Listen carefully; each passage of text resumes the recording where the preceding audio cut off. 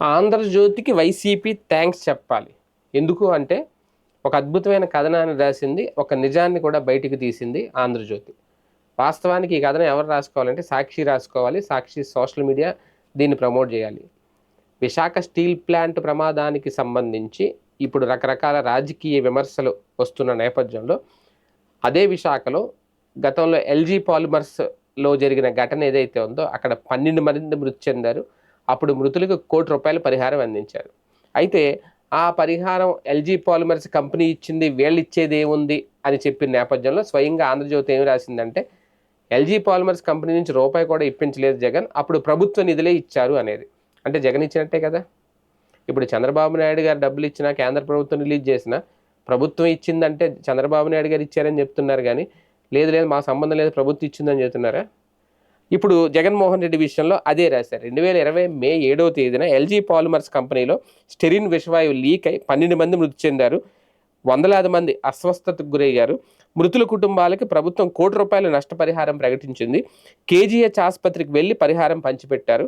అవన్నీ ప్రభుత్వ నిధులు. సాధారణంగా ఇలాంటి ప్రమాదాలు జరిగినప్పుడు సంబంధిత కంపెనీ నుంచి పరిహారం ఇప్పిస్తారు. కానీ ఎల్జీ పాలిమర్స్ కంపెనీ యాజమాన్యానికి జగన్కు మధ్య ఏ ఒప్పందం జరిగిందో తెలియదు కానీ ఆ కంపెనీ నుంచి ఆయన సీఎంగా ఉండగా బాధితులకు ₹1 కూడా పరిహారం ఇప్పించలేదు అనేది ఇలా స్వయంగా రాసుకొచ్చారు.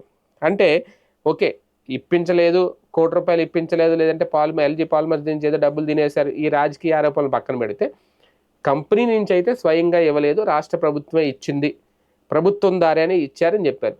మరి ఇక్కడ స్టీల్ ప్లాంట్ విషయంలో 25,00,000 అనేది కూడా కేంద్ర ప్రభుత్వం ఇస్తున్నది డబ్బులే కదా. అది కూడా స్టీల్ ప్లాంట్ యాజమాన్యం దగ్గర నుంచి తీసుకుని ఇచ్చారు డబ్బులు అని చెప్తున్నారు. మరి రాష్ట్ర ప్రభుత్వం ఏమి ఇచ్చిందినట్టు? రాష్ట్ర ప్రభుత్వం ఎంత ఇచ్చినట్టు? అప్పుడు 12 మందికి ₹1,00,00,000 చొప్పున ఇస్తే ఇక్కడ 9 మంది మరణించారు. వీళ్ళకి ఒక్కొక్కరికి 25,00,000 ఇచ్చారు. మరి వీళ్ళ డిమాండ్ చేస్తున్నట్టు, వైసీపీ డిమాండ్ చేస్తున్నట్టు వీళ్ళకి కూడా ₹1,00,00,000 ఇవ్వాలి కదా అనేది వైసీపీ వాదన. లేదు, ఎల్జీ పాలిమర్స్ విషయంలో జగన్ మీద బురద జల్లాలనుకుని నిజాన్ని ఇప్పుడు బయట పెట్టారు.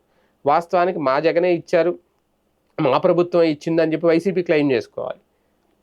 ఈ విషయంలో ఆంధ్రజ్యోతికి అయితే వైసీపీ నాయకులు థ్యాంక్స్ చెప్పుకోవాలి.